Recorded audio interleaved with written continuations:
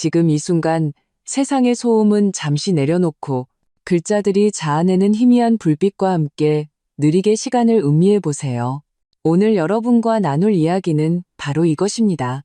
6살 딸을 목욕시킨 후 딸이 울부짖었다. 엄마, 쉬하는 데가 너무 아파요. 나는 순간 정신이 아득해졌다. 딸을 데리고 병원에 가 검사를 받았다. 의사는 진단서를 보더니 경악하며 소리쳤다. 당장 경찰에 신고하세요. 밤은 마치 풀어지지 않는 짙은 먹물처럼 서울 강남의 소위 타워 팰리스라 불리는 이 고급 주상복합 아파트를 뒤덮고 있었다. 길고 지루했던 잠자리 동화책 읽기를 마치고 딸 하윤이가 겨우 졸음의 문턱에 들어섰을 때 나는 평소처럼 따뜻한 물을 받아 아이를 목욕시킬 준비를 했다.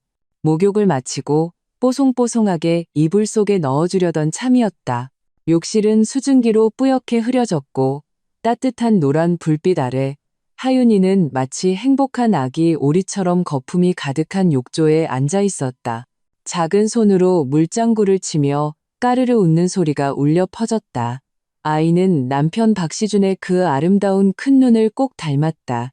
그 맑은 눈동자에는 나의 초췌한 얼굴이 비쳤다. 엄마, 거품이 날아다녀요. 아이는 젖살오른 목소리로 외쳤다.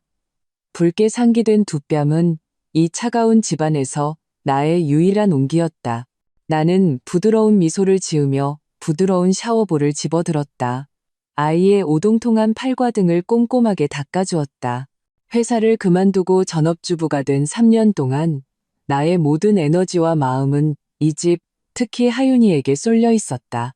남편 박시준은 언제나 바빴다. 출장, 회식, 회의, 집은 그에게 고급 호텔과도 같았다. 나 역시 한때는 잘 나가는 커리어우먼이었다. 하지만 그의 성공을 돕고 하윤이에게 더 좋은 엄마가 되어주기 위해 나는 가정으로 물러서는 길을 택했다. 친구들은 모두 나를 바보라고 했다. 서아야, 너는 우리 중에 최고 에이스였잖아. 어떻게 그냥 부엌대기 신세에 만족할 수 있어? 만족했을까? 가끔 거울 속에서 점점 빛을 잃어가는 내 눈빛을 볼 때면 나 역시 멍해지곤 했다. 하지만 하윤이의 걱정 없는 미소를 볼 때, 그리고 가끔 집에 돌아온 박시준이 지친 모습으로 내게 기댈 때면 이 모든 것이 어쩌면 가치 있는 일일지도 모른다고 생각했다. 결혼이란 건 누군가는 희생하고 헌신해야 하는 법이니까. 하윤아, 이리 와. 엉덩이 살짝만 들어볼까? 엄마가 깨끗하게 씻어줄게. 내가 부드럽게 말하자 하윤이는 얌전히 내 말을 따랐다. 하지만 내 손가락이 아이의 허벅지 안쪽 그 은밀한 부위를 씻기 위해 살짝 닿았을 때였다. 아이는 갑자기 몸을 확 움츠리더니 이내 와앙 하고 심장이 찢어질 듯한 울음을 터뜨렸다. 이 울음은 평소에 떼를 쓰거나 어리광을 부릴 때의 울음과는 달랐다. 진짜 고통과 공포가 가득 담긴 비명이었다. 그 소리는 순식간에 내 고막을 뚫고 심장을 거칠게 움켜쥐었다. 왜 그래 아가? 왜 그래? 엄마 무섭게 하지 마. 나는 허둥지둥 샤워볼을 내던지고 흠뻑 젖은 아이의 작은 몸을 물 밖으로 끌어안았다. 커다란 목욕 타월로 아이를 감싸 품에 꼭 안았다. 하윤이는 내 품에서 온몸을 부들부들 떨며 울었다. 작은 손가락으로 자신의 아랫도리를 가리키며 흐느꼈다. 말조차 제대로 잊지 못했다. 엄마, 아파. 쉬하는 데가 너무 아파. 흐엉, 쉬하는 데가 아파요. 머릿속이 윙하고 울리며 마치 거대한 망치로 얻어맞은 듯 새하얘졌다. 몇 초 후 수많은 끔찍한 생각들이 얼음송곳처럼 내 머릿속을 파고들었다. 목욕물 온도가 너무 높아서 되었나? 아니면 방금 내가 너무 세게 씻겼나? 혹은 아이들에게 흔한 염증, 요로감염 같은 걸까? 하지만 그 어떤 상황이 평소에 웬만한 아픔은 잘 참던 아이를 이렇게 처절하게 울게 만들 수 있단 말인가. 우리 아가, 울지 마. 엄마가 어디가 불편한지 좀 볼게. 나는 목구멍까지 차오르는 불안감을 억지로 누르며 떨리는 목소리로 아이와 나 자신을 동시에 안심시키려 했었다. 나는 스스로에게 되뇌었다. 진정해야 해. 나는 엄마야. 내가 이 아이의 버팀목이야. 나는 심호흡을 한 번 하고 최대한 부드러운 동작으로 불빛에 아이의 몸을 비춰 조심스럽게 살폈다. 눈에 띄는 상처나 심하게 부은 곳은 없었다. 그나마 조금 안심이 되었다. 하지만 하윤이의 울음소리는 조금도 잦아들지 않았다. 아이는 몸을 웅크린 채 내 손길을 거부하며 입으로는 계속 아프다고 외쳤다. 엄마, 만지지 마. 아파. 그 거부감, 엄마의 손길마저 두려워하는 그 모습에 내 마음속 이성이라는 이름의 끈이 극도로 팽팽하게 당겨졌다. 불길한 예감이 등골을 타고 덩굴처럼 스멀스멀 기어올랐다. 이건 단순한 염증이 아니야. 직감이 소리치고 있었다. 절대로 아니라고. 나는 즉시 목욕타월로 하윤이를 단단히 감싸 안고 침실로 달려갔다. 허둥지둥 아이에게 잠옷을 입혔다. 그 과정에서 내 손가락은 얼음장처럼 차가웠고 통제 불능으로 떨리고 있었다. 박시준은 오늘 밤에도 중요한 회식이 있다며 전화를 받지 않았다. 전화를 걸자 여전히 전원이 꺼져 있다는 안내 음성만 흘러나왔다. 이런 결정적인 순간에 연락이 닿지 않는다는 사실은 그에 대한 내 마음속 마지막 남은 한 줄기 의지마저 차갑게 식혀버렸다. 남에게 의지하느니 내가 나서는 게 낫지. 나는 재빨리 건강보험증을 찾아 차키를 집어들고 여전히 흐느끼는 하윤이를 안고 밖으로 뛰쳐나갔다. 엘리베이터가 내려가는 동안 거울에는 창백하게 질린 내 얼굴과 눈물 범벅이 되어 퉁퉁 부은 하윤이의 작은 얼굴이 비쳤다. 나는 아이를 더욱 꽉 껴안았다. 그래야만 조금이라도 힘을 얻을 수 있을 것 같았다. 아가, 무서워하지 마. 엄마가 병원에 데려가 줄게. 의사 선생님 만나면 괜찮아질 거야. 나는 아이의 이마에 입을 맞추었다. 내 목소리는 나 자신도 모르는 사이 미세하게 떨리고 있었다. 심야의 소아청소년과 응급실은 불이 환하게 켜져 있었고 소독약 냄새와 아이들의 울음소리가 뒤섞인 특유의 공기가 가득했다. 접수, 대기, 매 순간이 능지처참을 당하는 것처럼 고통스러웠다. 하윤이는 내 어깨에 기대어 훌쩍이는 소리만 간간히 냈다. 울다 지쳤는지, 하지만 몸은 여전히 아픈 듯 간헐적으로 움찔거렸다. 드디어 우리 차례가 되었다. 나는 하윤이를 안고 진료실로 들어가 당직 여의사에게 횡설수설하며 상황을 설명했다. 의사 선생님, 제 딸 좀 봐주세요. 쉬하는 데가 아프다고 해요. 목욕하다가 갑자기 막 울기 시작했어요. 너무 아파해요. 여의사는 40쯤 되어 보였다. 마스크를 쓰고 있었지만 드러난 두 눈은 침착하고 전문적으로 보였다. 그녀는 하윤이를 검사 침대에 눕히라고 손짓하며 온화하게 물었다. 아가, 아줌마한테 말해줄래? 어디가 아파? 하윤이는 의사를 겁먹은 눈으로 힐끗 보더니 다시 내 품으로 파고들며 작은 손가락으로 아래를 가리켰다. 의사의 눈빛이 조금 더 심각해졌다. 그녀는 장갑을 끼고 내게 말했다. 보호자분, 아이 좀 잡아주세요. 제가 검사 좀 해볼게요. 최대한 부드럽게 할게요. 나는 서둘러 고개를 끄덕이며 하윤이의 어깨를 양손으로 눌렀다. 심장은 이미 목구멍까지 차오른 상태였다. 의사의 검사는 매우 부드럽고 신속했다.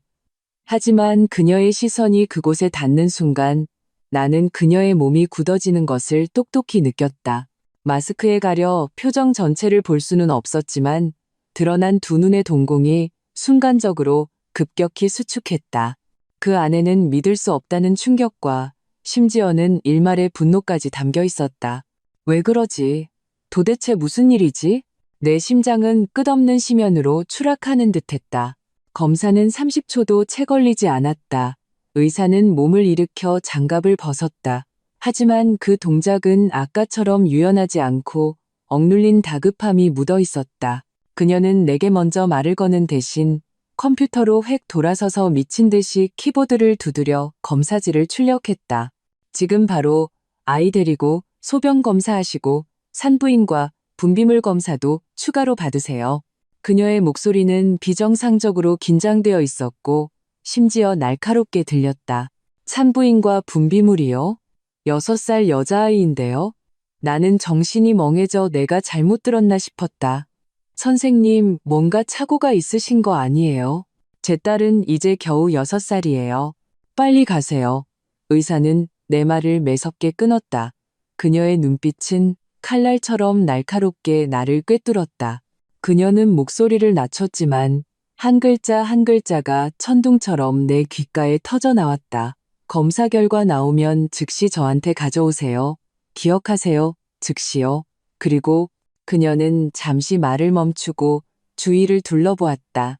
대기 중인 다른 환아와 보호자들을 힐끗 본 후 몸을 앞으로 기울여 우리 둘만 들을 수 있는 목소리로 거의 명령에 가까운 절박함을 담아 한 글자 한 글자 힘주어 말했다.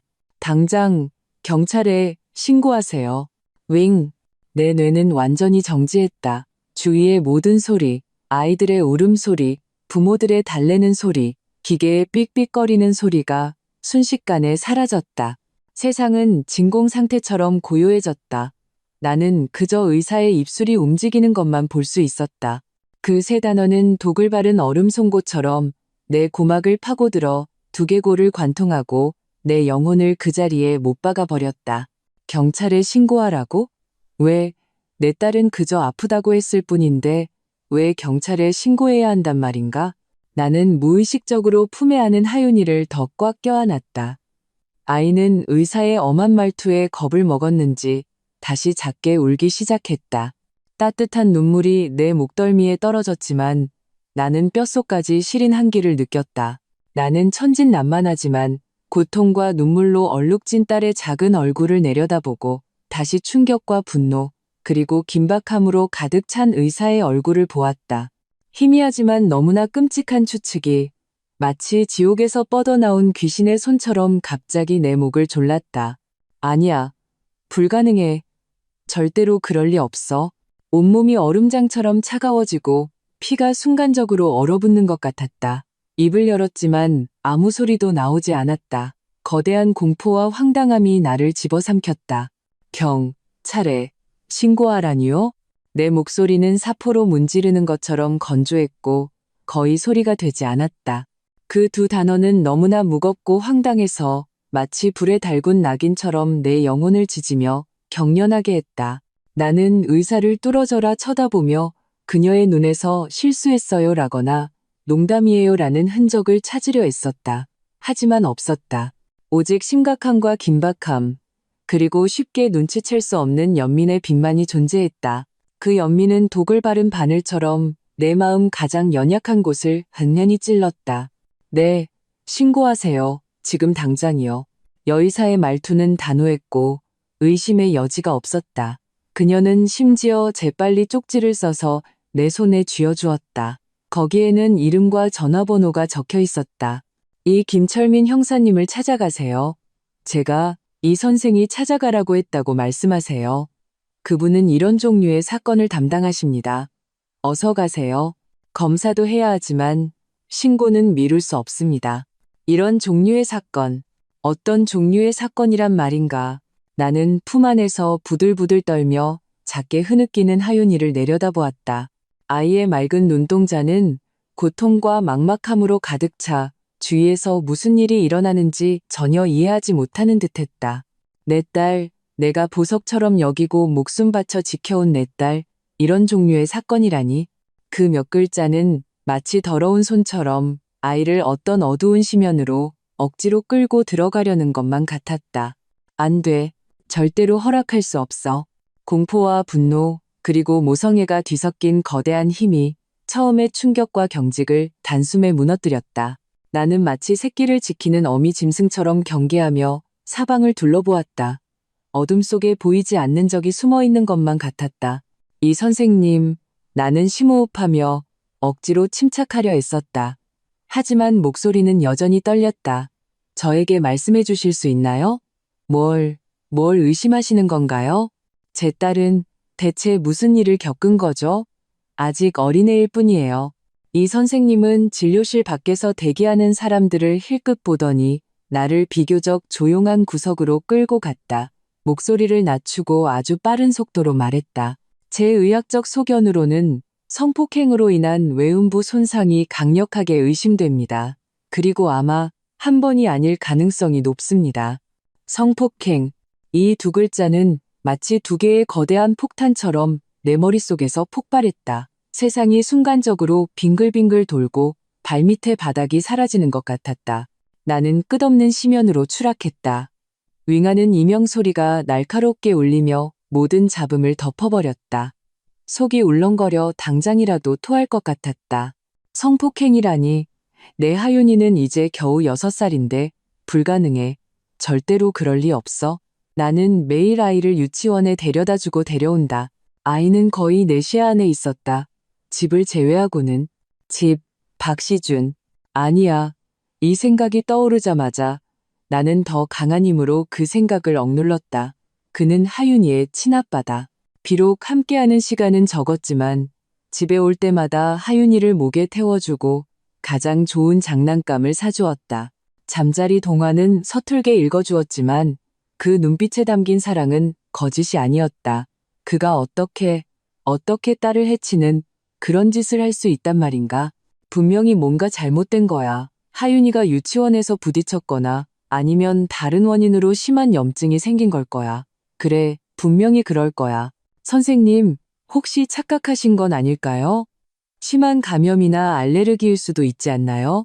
제 딸은 아주 깔끔하고 저도 위생에 신경을 많이 썼어요. 나는 마지막 구명다쳐라도 잡는 심정으로 다급하게 변명했다. 이 선생님은 복잡한 눈빛으로 나를 바라보았다. 동정심이 있었지만 그보다 더 강한 직업적인 냉정과 단호함이 느껴졌다. 보호자분, 심정은 이해합니다. 하지만 제 임상 경험에 따르면 이건 일반적인 감염과는 다릅니다. 상처의 형태와 위치가 너무 전형적이에요. 검사는 반드시 해야 합니다. 이것은 치료를 위한 것이기도 하지만 장차 필요할지 모를 법적 증거이기도 합니다. 신고는 아이를 해친 사람을 잡고 다른 아이들이 피해를 입는 것을 막기 위함입니다. 이해하시겠어요?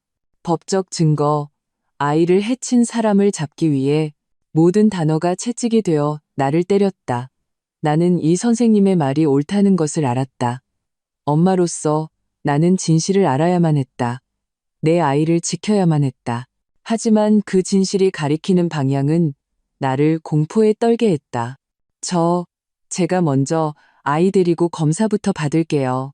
나는 멀리서 들려오는 듯한 내 자신의 허약한 목소리를 들었다. 네, 어서 가세요.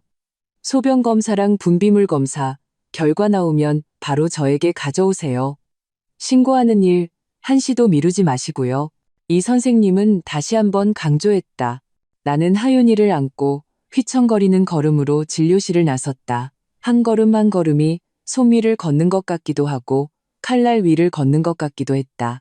수납, 체혈관 받기, 하윤이를 안고 소변 받으러 가기, 산부인과에서 검체 채취하기, 이 모든 과정 동안 나는 영혼이 빠져나간 꼭두각시처럼 기계적으로 지시를 따랐다. 하윤이는 분비물 채취 과정을 몹시 무서워하며 또다시 울음을 터뜨렸다. 나는 심장이 도련해지는 듯한 고통을 참으며 아이를 달래는 한편 간호사의 손놀림을 뚫어져라 쳐다보았다. 마치 그렇게 하면 모든 것이 오해였다고 확인할 수 있을 것처럼 면봉으로 검체를 채취하는 순간 하윤이가 아픔 때문에 내지른 날카로운 비명은 무딘 칼이 되어 내 심장을 반복해서 베었다. 검체 채취가 끝나고 나는 울다 지쳐 거의 탈진한 하윤이를 안고 검사실 밖 의자에 앉아 결과를 기다렸다. 병원 복도의 시계는 마치 풀로 붙여놓은 듯 유난히 느리게 흘러갔다. 매 순간이 고문이었다. 나는 휴대폰을 꺼내 떨리는 손가락으로 다시 박시준에게 전화를 걸었다. 고객님께서 전화를 받을 수 없어. 차가운 안내 음성이 반복해서 울렸다. 예전에 그가 회식 때문에 전화를 받지 않을 때면 나는 기껏해야 그가 가정을 돌보지 않는다며 투덜거리는 정도였다. 하지만 지금 이 순간 꺼진 전화기에서 흘러나오는 목소리는 마치 조롱처럼 들렸다. 이 선생님의 당장 신고하세요라는 말과 성폭행 의심이라는 단어가 뒤섞여 혼란스러운 내 머릿속에서 거친 파도를 일으켰다.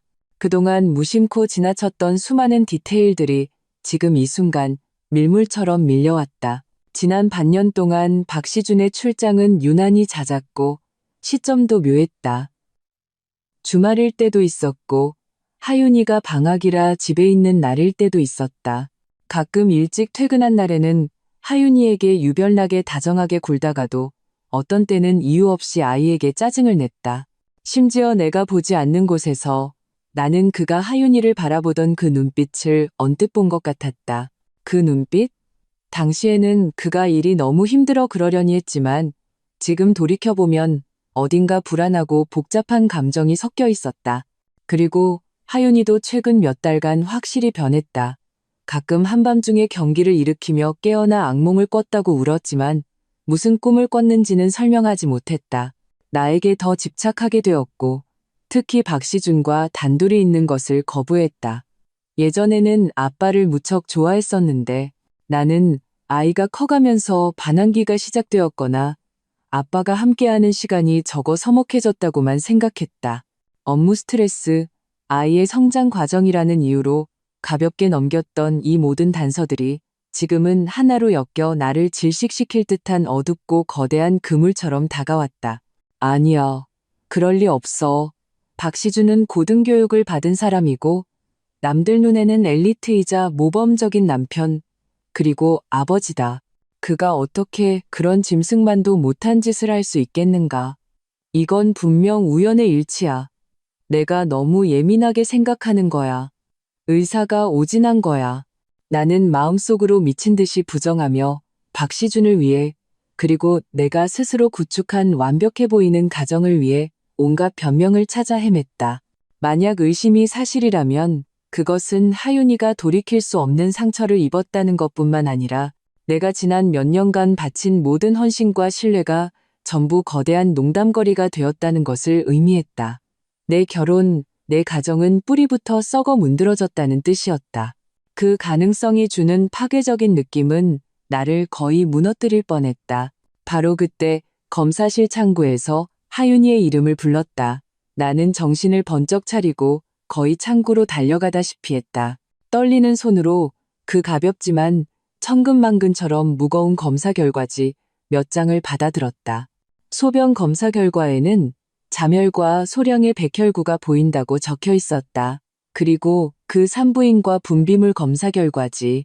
거기 적힌 몇 줄의 차가운 글씨는 독을 바른 비수처럼 나의 모든 요행을 순식간에 꿰뚫었다. 현미경 검사, 다량의 백혈구, 단서세포, 덕망서 정액으로 의심되는 성분 소량 발견, 추가 DNA 감정 요망, 진단 의견, 외음부염 소견의 부합, 손상 원인 미상, 경찰 신고 및 법의학적 감정 강력 권고, 정액으로 의심되는 성분. 이 6글자는 불에 달군 쇳물처럼 내 망막에 낙인 찍혔다. 차오. 나는 내 마음속에서 무언가가 완전히 무너져 내리는 소리를 들었다. 세상은 색을 잃고 소리를 잃었다. 나는 차가운 벽을 짚고서야 겨우 주저앉는 것을 면했다. 위장이 격렬하게 뒤틀렸다. 나는 옆에 있는 화장실로 달려가 변기를 붙잡고 정신없이 토해냈다. 쓸개즙까지 다 나올 것 같았다. 오해가 아니었다. 염증도 아니었다.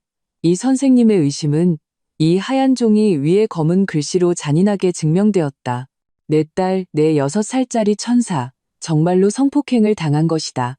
그리고 검사지에 적힌 정액의심이라는 글자는 악귀의 비웃음처럼 내가 가장 생각하고 싶지 않았던, 가장 외면하고 싶었던 그 가능성을 피투성이로 만들어 내 앞에 들이밀었다.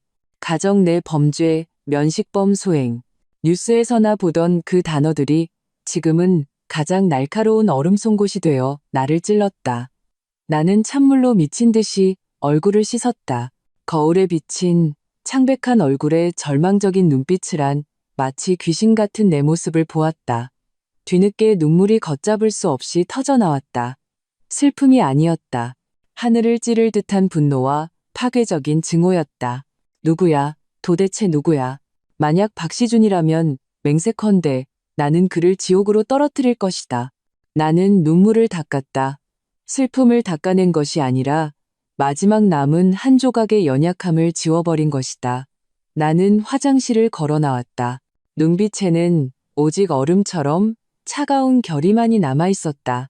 나는 피곤함과 고통에 지쳐 내 품에서 잠든 하윤이를 안아들었다. 아이의 작은 얼굴에는 여전히 눈물 자국이 남아 있었다. 아가, 엄마가 미안해. 엄마 눈이 멀었었어. 엄마가 너를 지켜주지 못했어. 하지만 지금 이 순간부터 엄마는 그 누구도 너를 단 하나라도 해치지 못하게 할 거야. 나는 휴대폰을 꺼냈다. 더 이상 아무런 망설임도 없었다. 차갑고 단호한 손가락으로 그 세 개의 숫자를 눌렀다. 2열. 전화가 연결되는 순간 내 목소리는 놀랍도록 차분했다.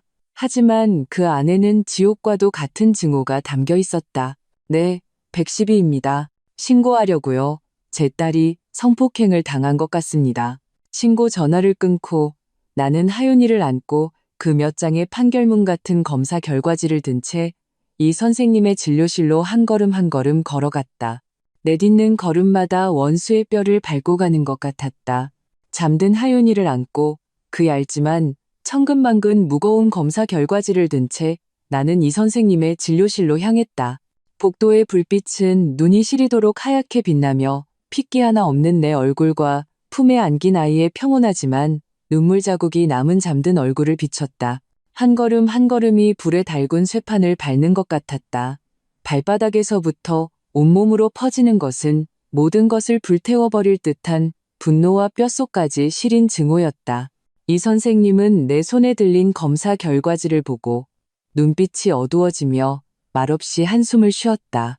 그녀는 서류를 받아 빠르게 훑어본 후 무겁고 확신에 찬 어조로 말했다. 상황이 제가 예상했던 것보다 더 명확하네요.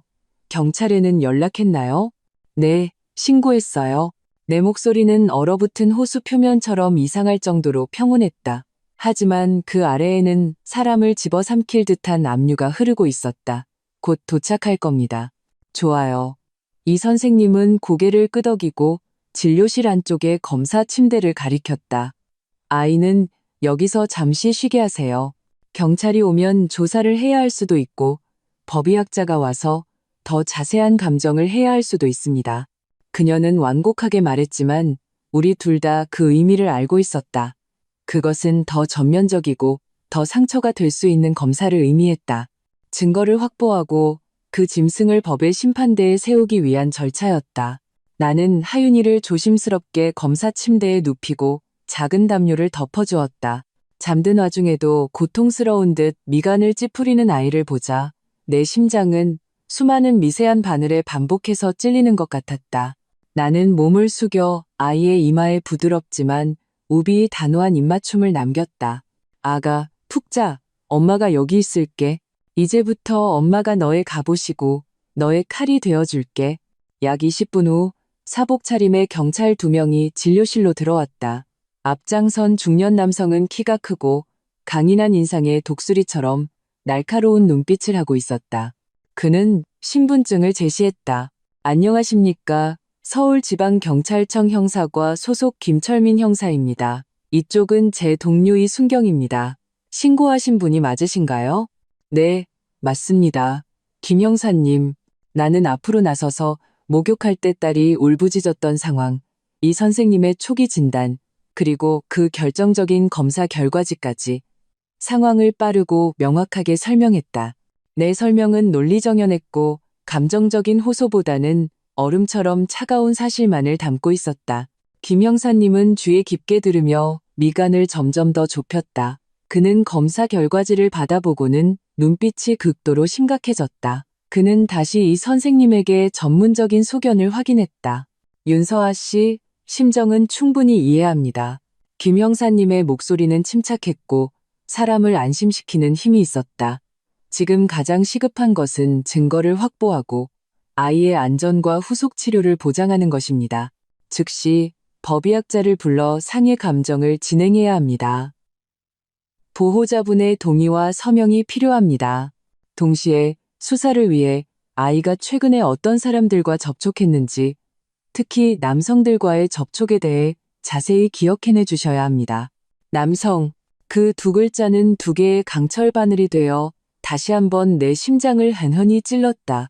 나는 심호흡하며 억지로 냉정을 되찾으려 했었다. 유치원 선생님들은 모두 여성이시고 하윤이는 종일반이라 낮에는 거의 유치원에만 있어요. 주말과 저녁에는 거의 저와 함께 있었고요. 주로 가족들이에요. 제 남편 박시준이 있고요. 그 이름을 입에 올리는 순간 혀끝에서 녹슨 쇠맛이 났다.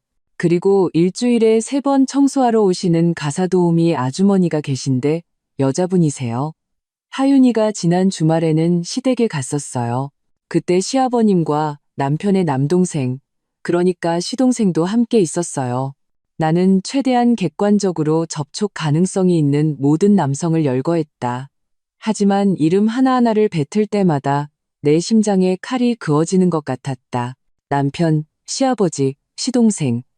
그 어떤 가능성이라도 나를 만겁불복의 심연으로 끌고 가기에 충분했다. 김 형사님은 신속하게 기록했다.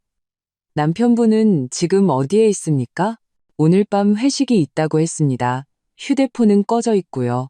나는 아무런 감정의 동요도 없는 목소리로 대답했다. 김 형사님과 이순경이 시선을 교환했다. 그 눈빛에 담긴 의미에 나는 온몸이 얼어붙었다. 윤서아 씨, 상황의 특수성과 초기 증거가 가정 내부, 즉 면식범 소행일 가능성을 높게 시사하고 있습니다. 김 형사님의 어조는 진지하고 신중했다. 남편분을 포함한 다른 용의 선상에 있는 가족 구성원들에 대한 초기 조사가 필요합니다. 감정 결과와 수사가 명확해지기 전까지 안전을 위해 아이를 당분간 집으로 데려가지 않는 것을 권고합니다. 저희가 지정된 보호시설을 마련해 드릴 수도 있고 혹은 절대적으로 신뢰할 수 있는 다른 친척에게 의탁할 수도 있습니다. 집에 가지 말라고? 나는 순간 경찰의 우려를 이해했다. 만약 그 악마가 정말로 박시준이라면 집은 더 이상 따뜻한 안식처가 아니라 위험이 도사리는 마구리였다.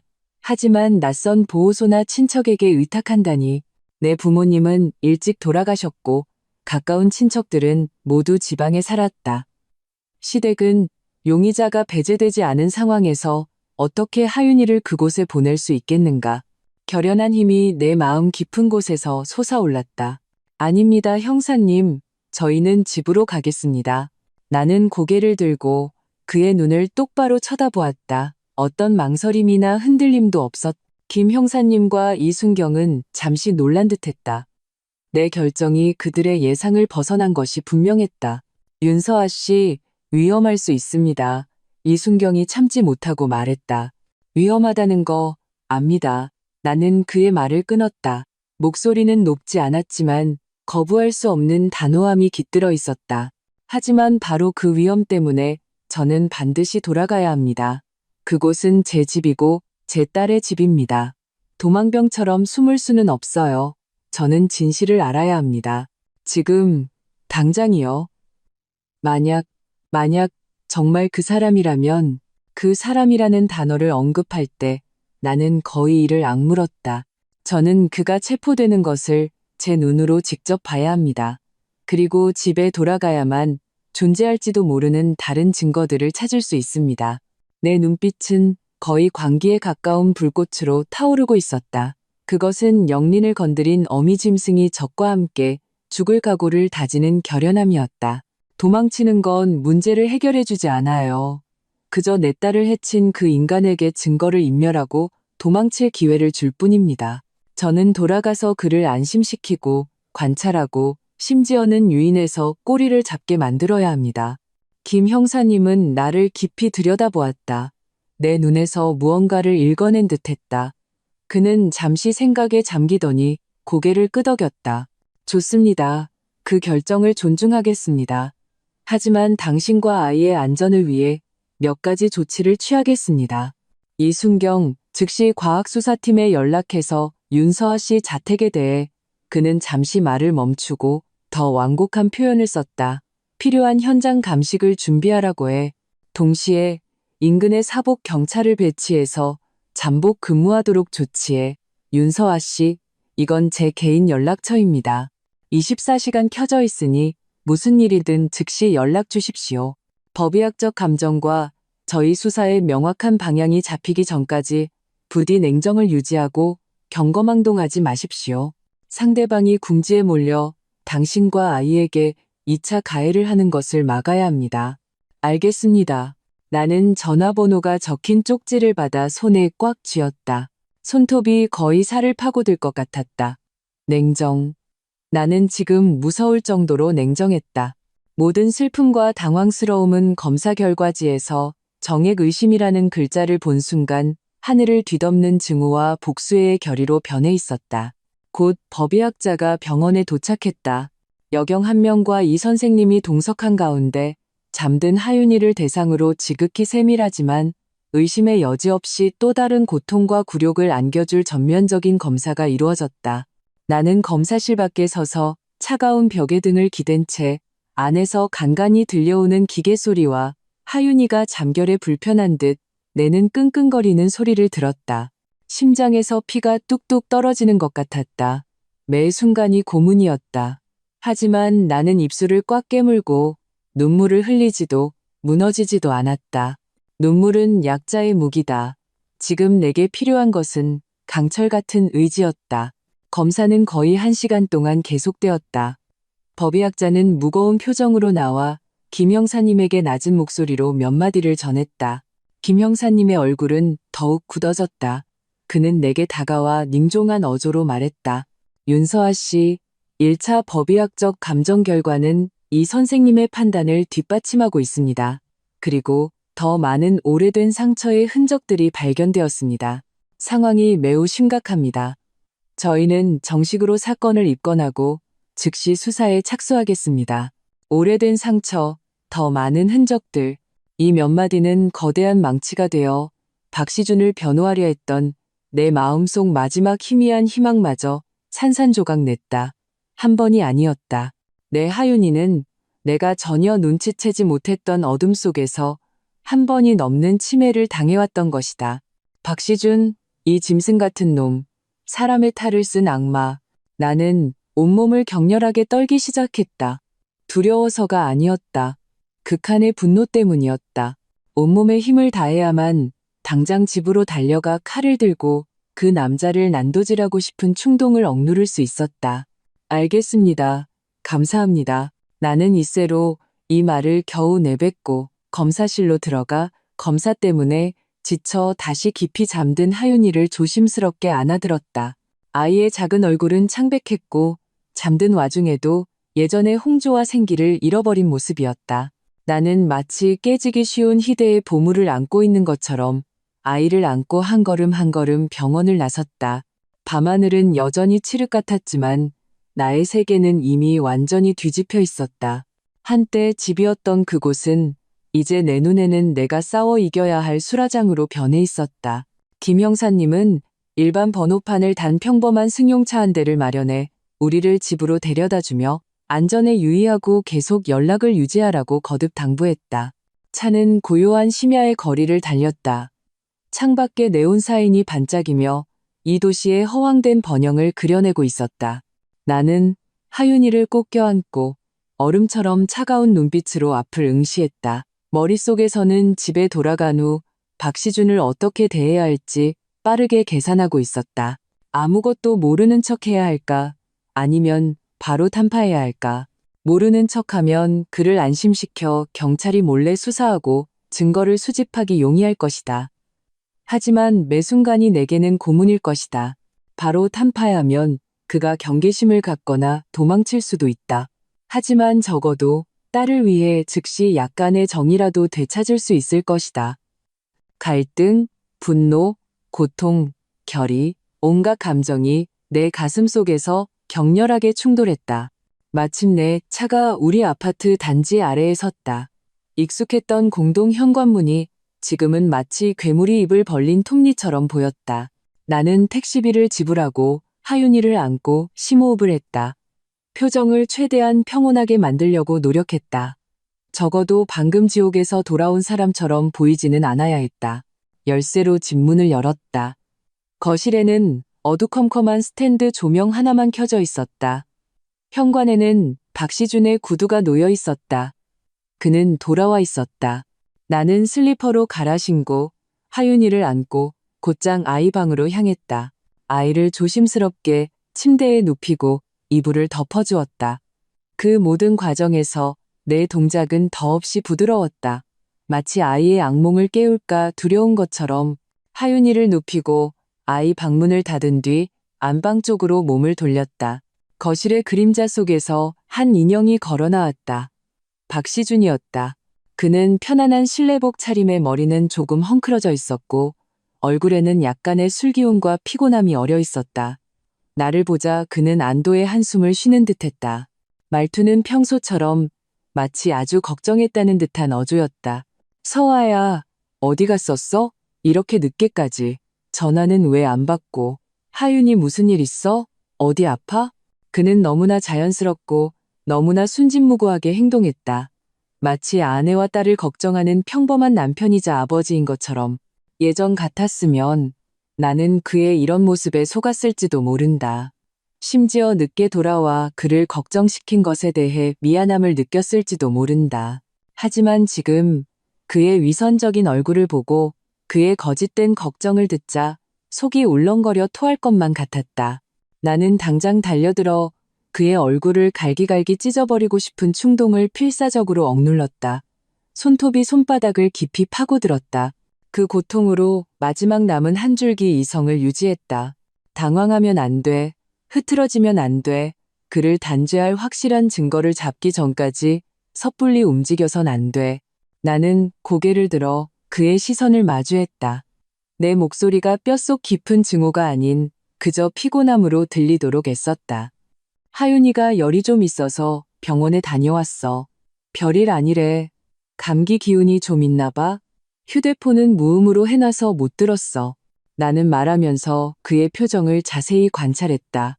아주 사소한 변화 하나도 놓치지 않으려 했다. 박시준의 눈빛이 순간 흔들렸다. 아주 찰나의 순간이었지만 나는 그 부자연스러움을 포착했다.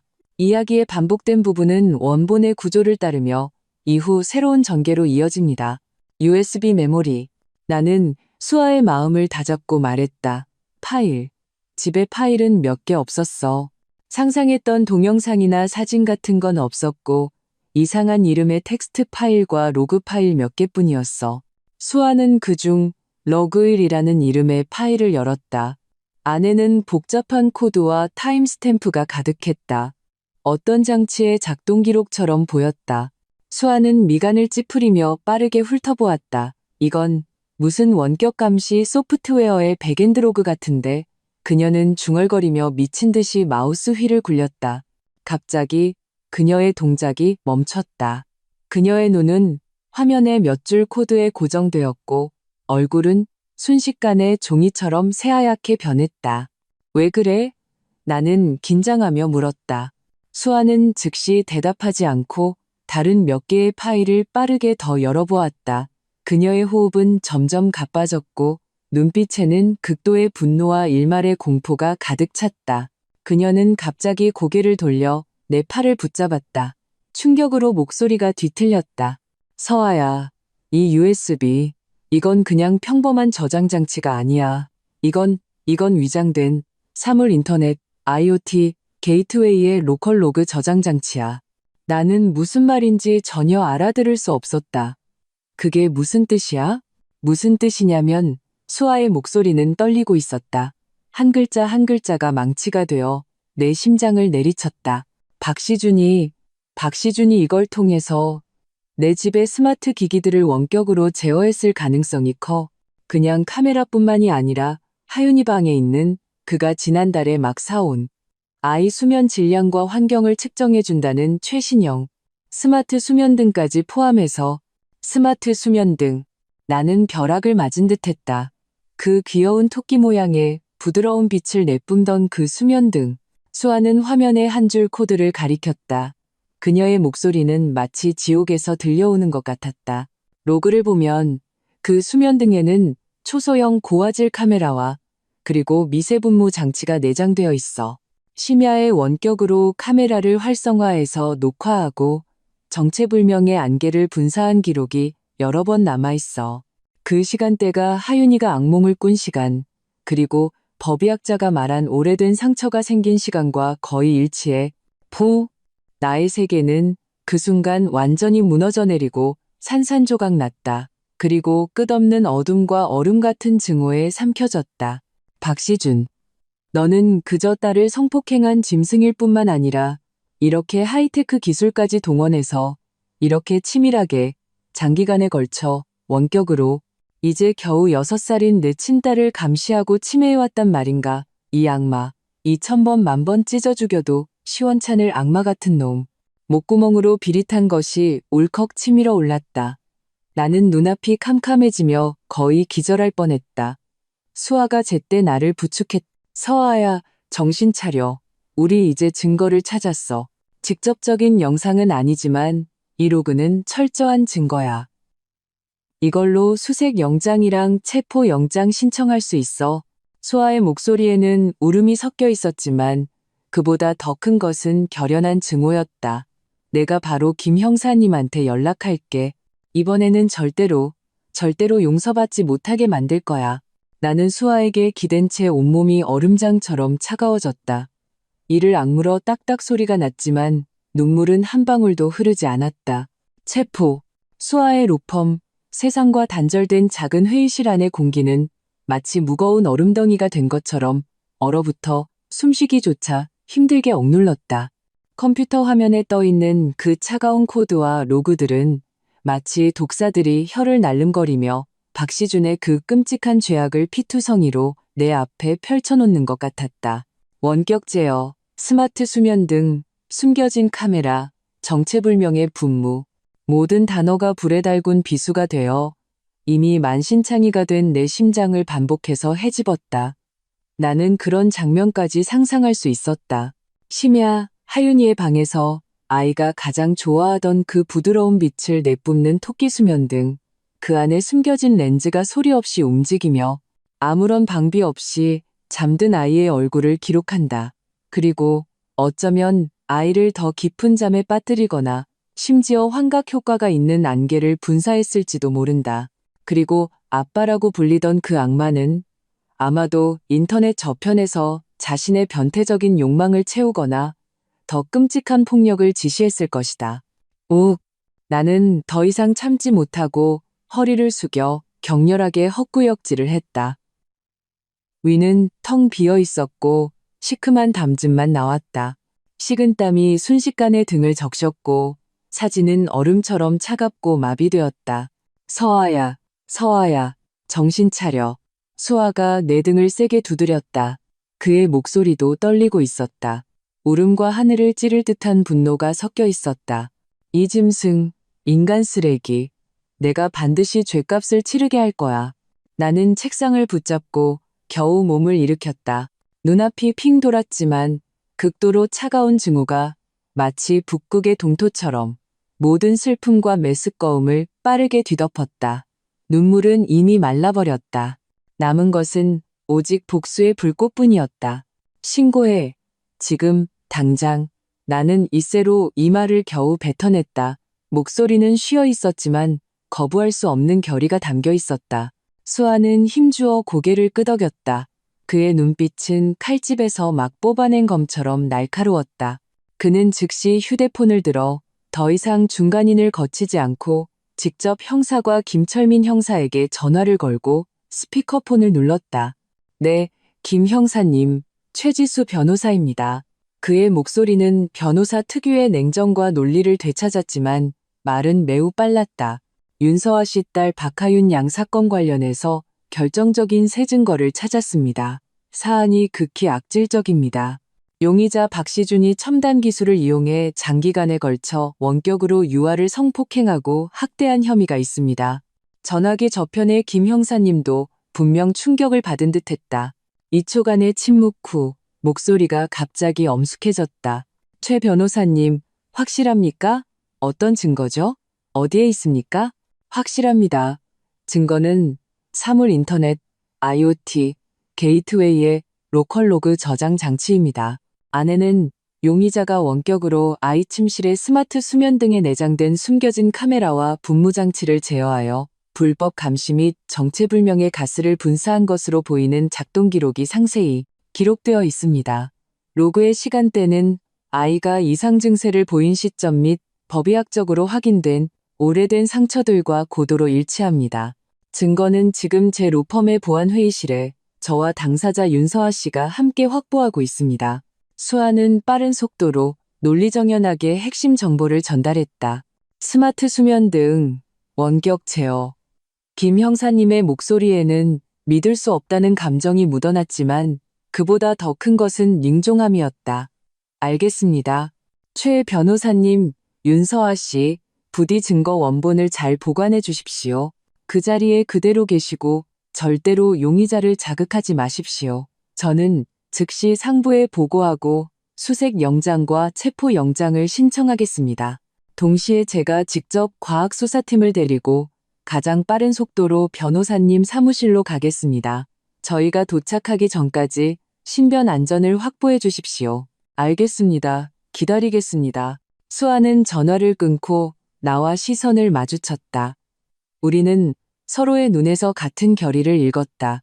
그 후의 시간은 더욱 초조한 기다림이었다. 나와 수아는 회의실을 한 발짝도 떠나지 못했다. 그 작고 검은 USB는 지금은 마치 시한폭탄 같았고 동시에 악마를 법의 심판대에 세울 유일한 희망이었다. 나는 주먹을 꽉 쥐었다. 손톱이 손바닥을 깊이 파고들었다. 그 고통으로 정신을 차렸다. 수아는 빠르게 생각을 정리하기 시작했다. 전문 변호사의 관점에서 현재 증거의 법적 효력을 분석하고 박시준이 취할 수 있는 부인 수법을 예측하며 이후 소송에서 주의해야 할 모든 디테일을 점검했다. 그의 전문성과 냉정함은 마치 정해신침처럼 내 혼란스러운 마음을 조금이나마 안정시켰다. 약 40분 후 회의실 문 밖에서 급하고 힘찬 발걸음 소리가 들렸다. 직원의 목소리가 들렸다. 변호사님, 김 형사님 일행이 도착했습니다. 수아는 즉시 일어나 문을 열었다. 문 밖에는 김 형사님과 경찰 제복을 입은 과학수사대원 2명, 그리고 사복 차림의 눈빛이 날카로운 여경 1명. 나중에 알고 보니 미성년자 사건 전담 장효진 경사였다. 이 심각한 표정으로 서 있었다. 형사님, 드디어 오셨군요. 수아는 몸을 비켜 그들을 안으로 들였다. 김 형사님의 시선은 가장 먼저 컴퓨터 화면과 밀봉된 봉투에 담긴 USB에 닿았다. 그리고 나를 보았다. 내 안색은 분명 끔찍했을 것이다. 그의 눈에 동정심이 스쳐 지나갔지만 그보다 더 강한 것은 직업적인 날카로움이었다. 윤서아 씨 고생 많으셨습니다. 상황은 최 변호사님께서 전화로 대략 설명해 주셨습니다. 즉시 증거를 확보하고 초기 기술 분석을 진행해야 합니다. 증거는 여기 있습니다. 나는 컴퓨터와 USB를 가리켰다. 목소리는 여전히 쉬어 있었지만 최대한 평정을 유지하려 애썼다. 부디 그가 대가를 치르게 해주세요. 걱정 마십시오. 법은 아이를 해친 그 어떤 사람도 결코 용서하지 않습니다. 김 형사님은 단호하게 말했다. 그는 2명의 과학수사대원에게 지시했다. 박 팀장, 이 경장, 즉시 증거 확보, 복제 및 초기 분석 작업 시작해. 절차 규정 준수하고 증거의 연속성이 훼손되지 않도록 주의해. 네. 2명의 경찰은 즉시 장갑을 끼고 전문 장비를 꺼내 컴퓨터와 USB에 대한 작업을 시작했다. 김 형사님과 장효진 경사는 나와 수아에게 당시 상황에 대해 자세히 묻기 시작했다. 내가 어떻게 USB를 발견했는지, 오늘 아침 박시준의 반응, 집안의 구체적인 상황 등 나는 최대한 상세하게 모든 디테일을 빠뜨리지 않고 진술했다. 그때 내 휴대폰이 진동했다. 꺼내보니 박시준이 보낸 카카오톡 메시지였다. 서아야, 하윤이는 좀 어때? 집에 있어? 평범한 안부 인사처럼 보였지만 지금의 내게는 염탐과 감시의 의미로 가득 차 있었다. 나는 즉시 휴대폰을 김 형사님에게 보여주었다. 김 형사님은 눈빛이 차가워지며 낮은 목소리로 말했다. 답장하세요. 하윤이가 아직 미열이 있어서 집에서 돌보고 있고 방금 잠들었다고요? 말투는 최대한 자연스럽게 그가 의심하지 않도록 하세요. 나는 고개를 끄덕이고 김 형사님의 지시대로 답장했다. 그리고 한마디 덧붙였다. 당신 저녁은 먹고 들어와? 저녁 차려놓을까? 나는 그의 저녁 동선을 알아야 했다. 그것은 경찰의 체포 계획과 관련이 있었다. 몇 분 후 박시준에게서 답장이 왔다. 저녁에 미룰 수 없는 약속이 있어서 좀 늦을 것 같아. 너희 먼저 먹어. 기다리지 마. 약속, 또 약속. 나는 속으로 냉소했다. 다른 증거를 인멸하러 가는 건가?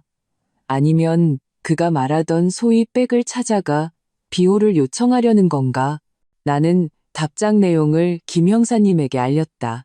김 형사님은 잠시 생각하더니 장효진 경사에게 말했다. 장 경사, 팀에 연락해서 즉시 박시준에 대한 비밀 감시에 착수하라고 해.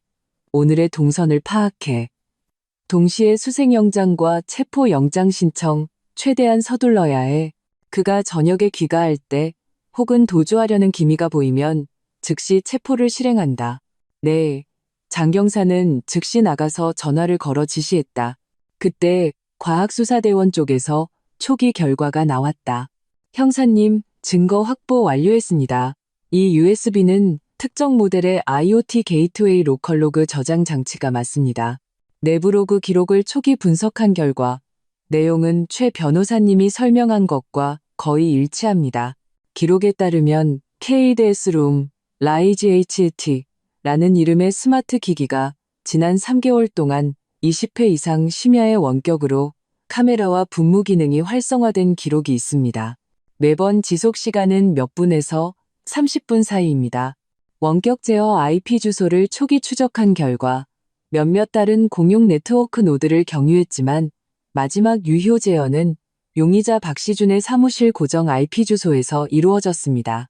마음의 준비를 하고 있었지만 과학수사대원이 그렇게 전문적이고 확신에 찬 어조로 이 모든 것을 증명하는 것을 듣자 나는 다시 한번 세상이 빙글빙글 도는 현기증을 느꼈다. 마지막 기록이 그의 사무실을 가리킨다. 철저한 증거였다. 수아는 내 손을 꽉 잡았다. 그의 손바닥도 얼음장처럼 차가웠다. 김 형사님의 얼굴은 이미 먹구름이 낀 것처럼 어두워져 있었다. 즉시 IP 주소 등 정보를 핵심 단서로 삼아 심층 추적해. 동시에 수색 영장 신청 자료 준비해. 목표 지점은 윤서아 씨 자택, 특히 아이방의 스마트 수면 등 및 용의자 서재의 전자기기, 그리고 용의자 박시준의 사무실이다. 체포 영장도 신청한다. 로펌의 작은 회의실은 순식간에 임시작전지휘본부로 변해 긴장감과 살벌한 분위기로 가득 찼다. 김 형사님은 나를 향해 돌아보며 진지하게 말했다. 윤서아 씨, 지금부터의 행동이 매우 중요합니다. 용의자를 자극하지 않고 당신과 아이의 절대적인 안전을 위해 협조가 필요합니다. 체포 영장이 발부되기 전까지 당신과 아이는 당분간 집에 돌아가지 마십시오. 저희가 절대적으로 안전한 거처를 마련해드리고 여경이 밀착 보호할 겁니다. 집에 가지 말라고? 나는 무의식적으로 안 된다고 말하고 싶었다. 그가 체포되는 것을 내 눈으로 직접 봐야 한다고. 하지만 이성은 김 형사님의 조치가 옳다고 말하고 있었다. 박시준은 지금 궁지에 몰린 짐승과 같다. 만약 그가 눈치채고 발악한다면 그 결과는 상상할 수 없었다. 하윤이는 더 이상 어떤 충격이나 상처도 받아서는 안 됐다. 네, 그렇게 하겠습니다. 나는 고개를 끄덕이고 두 팔을 감싸 안았다. 뼛속까지 스며드는 한기와 피로를 느꼈다. 윤서아 씨, 정말 강하시네요. 옆에 있던 장효진 경사가 낮은 목소리로 나를 위로했다. 아이를 위해서라도 꼭 버티셔야 합니다. 저희가 반드시 용의자를 체포하겠습니다. 그때 수아가 입을 열었다. 형사님, 서아랑 하윤이는 저희 집으로 가게 해주세요. 저희 집은 보안이 철저하고 제가 옆에서 돌봐줄 수 있습니다. 낯선 보호소보다 더 나을 겁니다. 김 형사님은 잠시 고민하다가 나를 보고 다시 수아를 보았다. 최종적으로 고개를 끄덕였다. 좋습니다. 최 변호사님은 전문가이시고 윤서아 씨가 가장 신뢰하는 분이니 감정 안정에 도움이 될 겁니다. 장 경사, 윤서아 씨와 아이를 최 변호사님 댁까지 동행하고 안전을 책임져. 알겠습니다. 계획이 정해지자 행동은 신속하게 전개되었다. 과학수사팀은 증거를 심층 분석하고 김 형사님은 수색영장과 체포영장 신청을 조율하러 갔다. 나와 수아는 장경사의 동행하에 수아의 사무실로 가서 하윤이를 데리러 갔다. 하윤이는 수아 사무실의 휴게실에서 고민형을 안고 다시 잠들어 있었다. 하지만 잠든 와중에도 불안한 듯 보였다. 아이의 창백한 작은 얼굴을 보자 내 심장은 수많은 바늘에 반복해서 찔리는 것 같았다. 나는 아이를 조심스럽게 안아들었다. 마치 깨지기 쉬운 꿈을 안고 있는 것처럼. 아가, 조금만 더 참아줘. 곧 엄마가 너를 위해 모든 어둠을 걷어내 줄게. 네가 진짜 햇살 아래에서 편안히 잠들 수 있게 해줄게. 우리 일행은 로펌의 비밀 통로를 통해 나와 수아의 차를 타고 시내 중심가의 고급 아파트로 향했다. 길 위에서 우리는 모두 침묵했다. 분위기는 숨이 막힐 정도로 무거웠다. 수아의 집에 도착했다. 집은 넓고 밝았고 보안은 확실히 좋았다. 장경사는 신속하게 모든 방을 점검하고 안전을 확인한 후 문가에 섰다. 나는 하윤이를 객실 침대에 눕히고 이불을 덮어준 뒤 침대 옆에 앉아 꼼짝도 않고 아이를 바라보았다. 수아는 내게 따뜻한 물 한 잔을 가져다 주었지만 한 모금도 마실 수 없었다. 시간은 1분 1초가 고통스럽게 흘러갔다. 오후에서 황혼으로 그리고 밤에 장막이 내렸다. 창밖 도시의 불빛들이 차례로 켜지며 화려한 야경을 만들어냈다. 하지만 이 화려함 아래에는 이토록 더럽고 어두운 죄악이 숨겨져 있었다. 내 휴대폰은 계속 조용했다. 박시준에게서는 더 이상 메시지가 오지 않았다. 이 고요함은 오히려 폭풍전야의 정적처럼 느껴졌다. 저녁 8시 드디어 내 휴대폰이 울렸다. 김 형사님이었다. 나는 거의 받자마자 긴장으로 떨리는 목소리로 물었다. 김 형사님? 윤서아 씨, 김 형사님의 목소리에는 피곤함이 묻어났지만 그보다 더 큰 것은 안도감과 단호한 결단력이었다. 수색 영장과 체포 영장이 발부되었습니다. 과학수사팀 쪽에서도 중대한 발견이 있었습니다. 그 USB의 정보를 역추적해서 스마트 수면 등의 문제뿐만 아니라 박시준이 해외 암호화된 통신 앱을 통해 특정 성적 취향을 가진 커뮤니티와 접촉한 정황을 포착했습니다. 내 심장이 쿵하고 내려앉았다.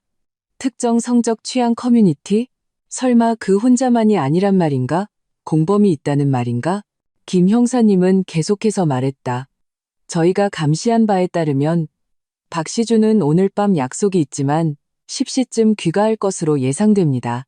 저희는 그의 아파트 지하 주차장에서 체포를 실행하기로 결정했습니다. 작전 시간은 밤 10시 15분입니다.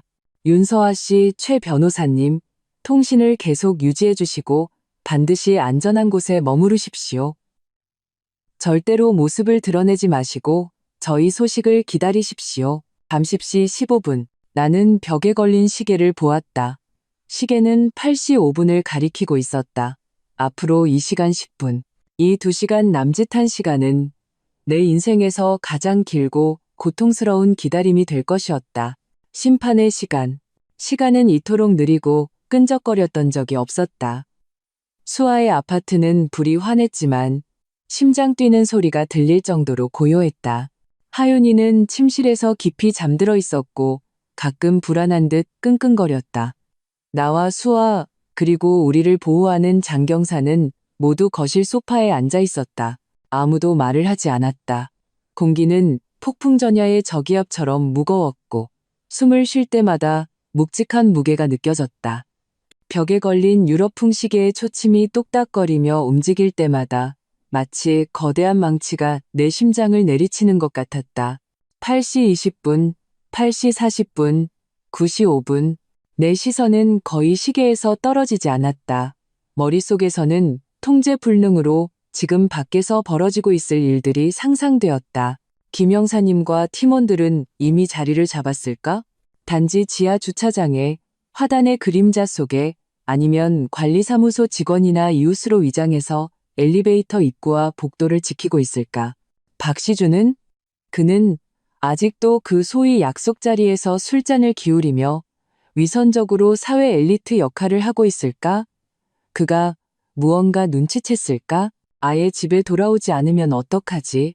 온갖 혼란스럽고 초조한 생각들이 이미 극도로 팽팽해진 내 신경을 파도처럼 덮쳤다. 나는 두 손을 꽉꽉 찢겼다. 손톱이 손등 피부를 깊이 파고들어 초승달 모양의 핏자국을 남겼지만 전혀 아프지 않았다. 오직 최종 심판을 기다리는 고통만이 내 오장육부를 갉아먹고 있었다. 수아는 내 옆에 앉아 마찬가지로 심각한 표정이었다. 그는 때때로 휴대폰을 들어 확인하고는 다시 내려놓았다. 그 역시 밖의 동향을 면밀히 주시하고 있었다. 변호사로서 그는 누구보다 잘 알았다. 체포 영장이 발부된 후의 체포 작전은 비록 치밀하게 계획되었더라도 변수가 존재한다는 것을, 어느 한 환자이라도 잘못되면 그 교활한 악마가 빠져나갈 수 있었다. 장 경사는 비교적 평온해 보였다. 하지만 그녀의 날카로운 시선은 때때로 문과 창문을 훑었고 몸은 언제든 출격할 수 있는 경계태세를 유지하고 있었다. 그녀의 존재는 이 순간 내가 유일하게 조금이나마 안정감을 느낄 수 있는 실질적인 방패였다. 서아야, 물 좀 마셔. 수아가 내게 따뜻한 물 한 잔을 건넸다. 목소리가 조금 쉬어 있었다. 나는 기계적으로 잔을 받아 한 모금 마셨다. 따뜻한 물이 목을 타고 흘러내렸지만 조금도 따뜻함이 느껴지지 않았다. 오직 차가운 뿐이었다. 나는 내 혈관 속에서 피가 세차게 흐르는 소리마저 들을 수 있었다. 급하고 소란스러웠다. 9시 30분. 김 형사님에게서 짧은 메시지가 왔다. 목표, 아직 호텔에 있음. 10시경 출발 예상. 각 조 모두 배치 완료. 그가 돌아온다. 그 악마가 경찰이 그를 위해 펼쳐놓은 천라지망으로 한 걸음 한 걸음 다가오고 있었다. 내 호흡이 갑자기 가빠졌다. 가슴이 격렬하게 오르내렸다.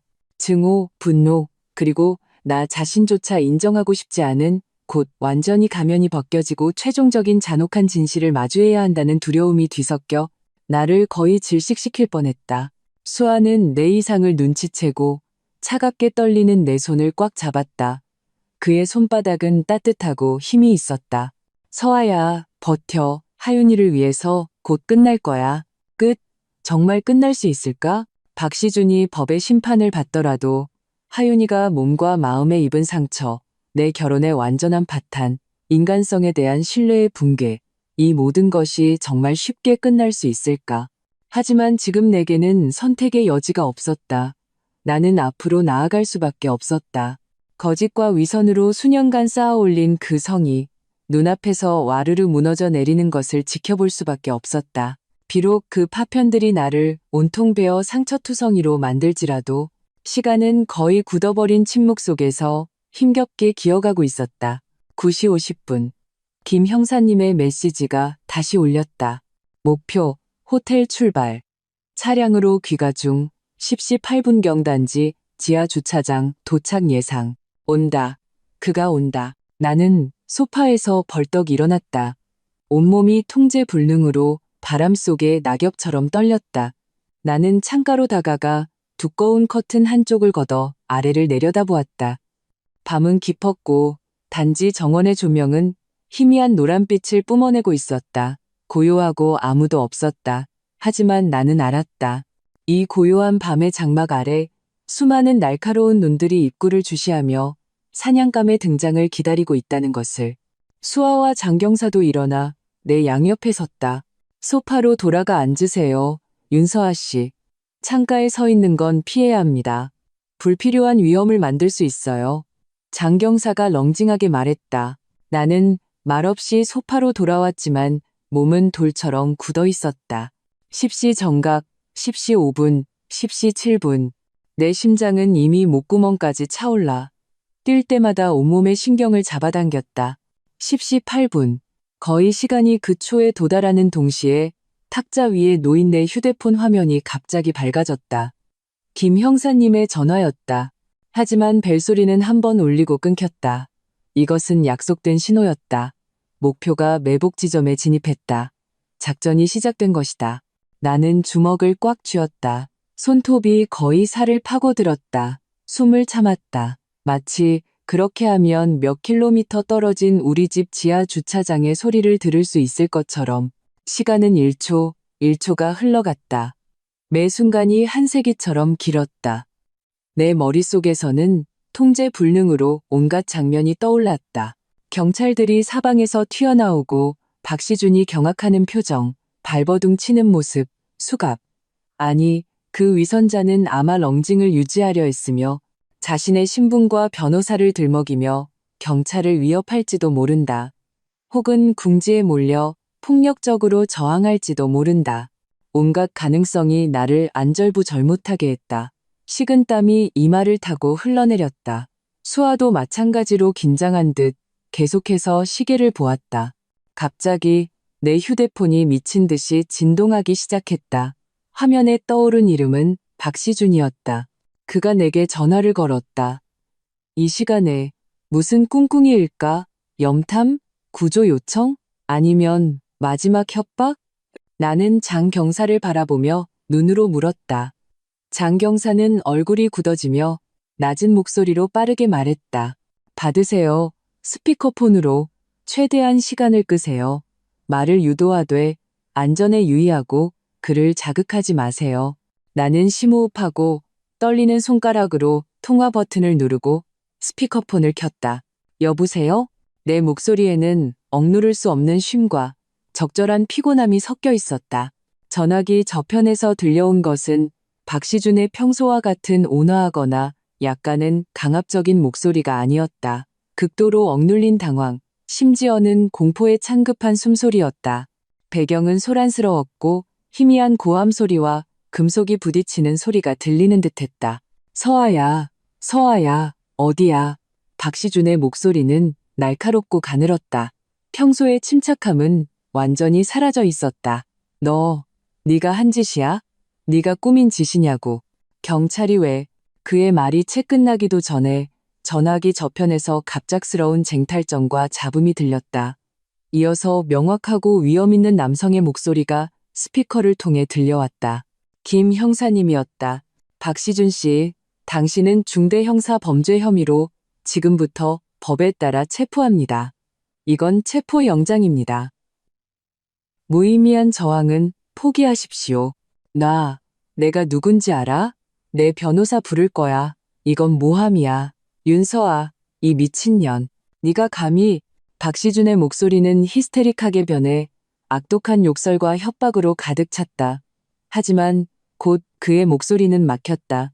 수갑이 채워지고 입이 막힌 듯했다. 끙끙거리는 저항 소리만 남았다. 전화는 끊기지 않았다. 안에서는 계속해서 명확한 현장 지시가 들려왔다. 연행해, 차량 수색하고, 과학수사팀, 즉시 용의자 주거지와 사무실 수색에 착수해. 이 목소리들은 가장 아름다운 교향곡처럼 한 글자도 빠짐없이 스피커폰을 통해 수아의 집 조용한 거실에 울려 퍼졌다.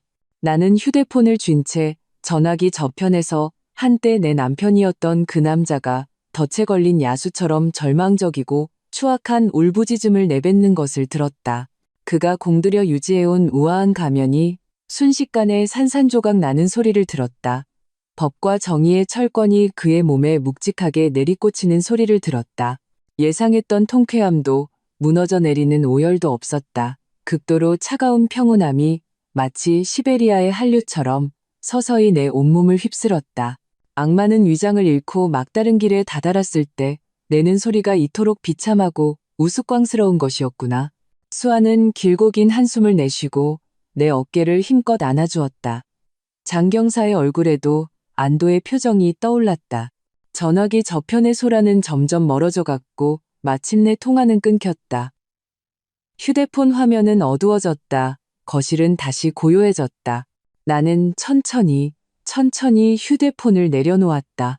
20시간 넘게 팽팽하게 당겨져 있던 내 몸 안의 끈이 갑자기 끊어졌다. 거대한 피로감과 허탈한 무력감이 파도처럼 나를 덮쳤다. 나는 소파에 주저앉아 눈을 감았다. 마침내 눈물이 소리 없이 흘러내렸다. 하지만 이 눈물은 더 이상 억울함과 고통의 눈물이 아니었다. 피비린내 나는 무거운 해방감이었다. 끝났어, 서아야. 수아의 목소리는 목이 메어 있었지만 안도감이 담겨 있었다. 그 짐승, 잡혔어. 그래, 잡혔다. 하지만 나는 이것이 끝이 아니라는 것을 알았다. 체포는 시작일 뿐이다. 이후의 신문, 증거 수집, 소송은 또 다른 길고 험난한 전쟁이 될 것이다. 그리고 하윤이의 상처는 긴 시간 동안 치유되어야 할 것이다. 나는 고개를 들어 눈물을 닦았다. 시선은 침실 쪽을 향했다. 하윤이는 여전히 잠들어 있었다. 창밖에서 벌어진 자신의 아버지를 향한 그 번개 같은 작전에 대해 아무것도 모른 채 내 눈빛은 다시 한번 굳건해졌다. 폐허 위에 서서 박시준이 체포되던 그날 밤 나는 수안의 집 객실에서 잠든 하윤이를 안고 뜬 눈으로 밤을 새웠다. 상상했던 통쾌함도 무너져 내리는 오열도 없었다. 거대한 사건은 마치 쓰나미처럼 휩쓸고 지나간 뒤 폐허가 된 죽음의 고요함과 뼛속까지 스며드는 피로만을 남겼다. 내 머릿속은 텅 비어 있었지만 동시에 솜으로 가득 찬 것처럼 무거워서 생각조차 할 수 없었다. 귓가에는 전화기 넘어 들려오던 박시준의 마지막 욕설, 김 형사님의 위험 있는 목소리, 그리고 수갑이 채워질 때의 그 차가운 철컥 소리가 반복해서 울렸다. 나와 수년간 한 침대를 썼고 남들 눈에는 모범적인 남편이자 아버지였던 그 남자는 하룻밤 사이에 모든 인간의 탈을 벗어 던지고 그 안에 숨겨져 있던 끔찍한 악마의 본 모습을 드러냈다.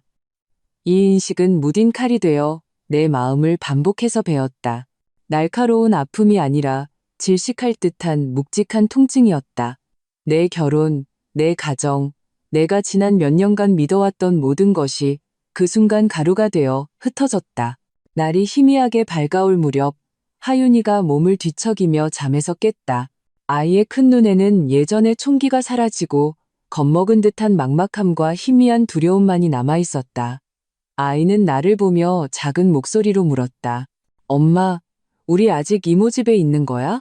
우리 집에 언제 가? 집. 그 두 글자가 바늘처럼 내 심장을 찔렀다. 그곳을 더 이상 집이라고 부를 수 있을까? 그곳은 죄악과 기만으로 가득 찬 마구리였다. 나는 치밀어 오르는 감정을 억누르고 억지로 부드러운 미소를 지으며 아이의 이마에 입을 맞췄다. 우리 아가, 깼어? 우리 이모 집에서 며칠 더 놀까? 엄마가 계속 옆에 있을게. 하윤이는 아무 말 없이 작은 머리를 내 품으로 파고들었다. 그 의지하는 몸짓에 내 마음은 부서질 듯 아팠다. 아이는 무슨 일이 일어났는지 완전히 이해하지는 못했지만 아이의 예민한 직감은 주변 분위기에 급격한 변화와 불안함을 느끼고 있었다. 오전에 김 형사님에게서 전화가 왔다. 그의 목소리에는 밤샘 근무의 피로가 묻어났지만 그보다는 사건이 돌파구를 찾은 후에 흥분이 더 컸다. 윤서아 씨, 용의자 박시준은 법에 따라 형사 구속되었습니다. 현재 신문을 받고 있습니다. 처음에는 극도로 비협조적이었고 온갖 변명을 늘어놓으며 심지어 당신이 정신적으로 문제가 있어 자신을 무고하고 있다고 반격하기도 했습니다. 하지만 김 형사님의 목소리가 조금 높아졌다. 저희가 기술적으로 복원한 일부 로그 기록, 특히 그의 사무실 IP 주소를 가리키는 결정적인 증거를 제시하고 그의 사무실을 기습 수색하여 암호화된 개인 컴퓨터에서 더 많은 차마 입에 담을 수 없는 채팅 기록과 일부 원격 감시 캐시 파일을 찾아낸 후 그의 심리적 방어선이 무너지기 시작했습니다. 차마 입에 담을 수 없는 채팅 기록, 원격 감시 캐시 파일. 이미 준비하고 있었지만 이 구체적인 단어들을 듣자 나는 다시 한번 역겨움을 느꼈다. 나는 박시준이 번쩍이는 사무실에 앉아 멀쩡한 얼굴로 업무를 처리하면서 컴퓨터에 숨겨진 파일에는 자신의 친딸에 대한 범죄 증거를 저장해 두었을 모습을 상상했다. 이 얼마나 미친 짓인가. 그의 채팅 기록에서 그가 자신의 변태적인 성적 취향뿐만 아니라 극히 은밀한 해외 웹사이트에서 유사한 취향을 가진 사람들과 경험을 교류하고 심지어는 오프라인 공유 행위가 있었을 가능성을 암시하는 대화를 나눈 것을 발견했습니다. 저희는 지금 이 웹사이트와 다른 관련자들을 전력으로 추적하고 있습니다. 김 형사님의 어조는 전례 없이 닝종했다. 윤서아 씨, 이 사건은 저희가 처음에 상상했던 것보다 관련 범위가 더 넓고 사안이 더 악질적일 수 있습니다. 내 손발이 순식간에 얼음장처럼 차가워졌다. 오프라인 공유? 다른 관련자들? 설마 하윤이가 입은 상처가 박시준 한 사람에게서만 온 것이 아니란 말인가? 이 가능성은 지옥에서 뻗어나온 손처럼 내 목을 꽉 졸라 숨조차 쉴 수 없게 만들었다. 김 형사님, 제발, 제 딸을 해친 모든 사람들을 다 밝혀내주세요. 단 한 명도 놓치지 말아주세요. 내 목소리는 극도의 분노와 공포로 격렬하게 떨렸다. 걱정 마십시오. 그것이 저희의 임무입니다. 반드시 끝까지 파헤치겠습니다. 김 형사님은 엄숙하게 약속했다. 그리고는 화제를 그리고 자택에 대해서는 전면적인 현장 감식 및 증거 수집을 완료했습니다. 특히 아이방의 그 스마트 수면등은 분해하여 내부에 불법적으로 장착된 카메라와 분무 장치를 확인했습니다. 현재 집은 사건 현장으로서 잠시 봉쇄가 필요합니다. 당신과 아이는 앞으로 어떻게 하실 계획입니까? 필요하다면 계속해서 안전한 거처를 마련해 드릴 수 있습니다. 감사합니다, 형사님. 당분간은 괜찮습니다. 하윤이랑은 일단 수아네 집에 머물겠습니다. 신경 써주셔서 감사합니다. 나는 거절했다. 수아네 집이 더 익숙하고 하윤이를 돌보기에도 더 편했다. 그리고 내 잠재의식 속에서는 그 악몽으로 가득 찬 집으로 다시 돌아가고 싶지 않았다.